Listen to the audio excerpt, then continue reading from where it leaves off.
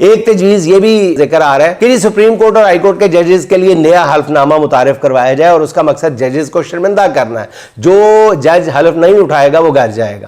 اس نئے حلف نامے کا مقصد جو ہے وہ سپریم کورٹ اور اسلام آباد ہائی کورٹ کے کچھ ججز سے چھٹکارا پانا ہے. یہ ساری تجاویز سن کر مجھے خیال ہے کہ اس کے لیے اتنی بڑی ایکسرسائز کی ضرورت ہی کیا ہے ناظرین. 27ویں کے بعد پھر 28ویں ترمیم آئے گی, پھر اس کے بعد 30ویں 34ویں. روز کے اس تماشے سے یہ بہتر نہیں ہے کہ ایک ہی بار پارلیمنٹ سے یہ منظور کرا لیا جائے کہ حکمرانوں کے منہ سے نکلا ہوا کوئی بھی لفظ جو ہے وہ قانون کا درجہ رکھے گا. اگر آئین میں درج کسی قانون اور وزیر اعظم کے حکم میں ٹکراؤ ہو جائے تو پھر وزیر اعظم کے دیے ہوئے حکم کو ہی آئین میں درج قانون پر فوقیت دی جائے. اس 2 سے 3 ترمیم کو پارلیمنٹ سے منظور کرا لیں اور ہر 6 ماہ بعد ارکان پارلیمنٹ کے نخرے اٹھانے سے, ان کے مطالبے اور یہ ڈرامہ بازی جو ٹی وی پہ آپ دیکھ رہے ہیں, اس سے بچا جا سکے. باقی رہ گیا کہ ترمیم کے ذریعے عمران خان کا مکو کیسے ٹھپا جا سکتا ہے, اس کی مقبولیت کو کیسے کم کیا. اس کے لیے بھی لمبی چوڑی دیکھیں, ابھی آپ نے پابندی لگائی ہوئی ہے ٹی وی پہ نام نہیں لینا, یہ نہیں کرنا, وہ نہیں کرنا, عمران کا کوئی نعرہ لگانا, نعرہ تصویر, نام پر پابندی ہے. تو یہ بھی ایک آئینی ترمیم کر دی جائے کہ آئندہ سے ملک میں کسی پیدا ہونے والے بچے کا نام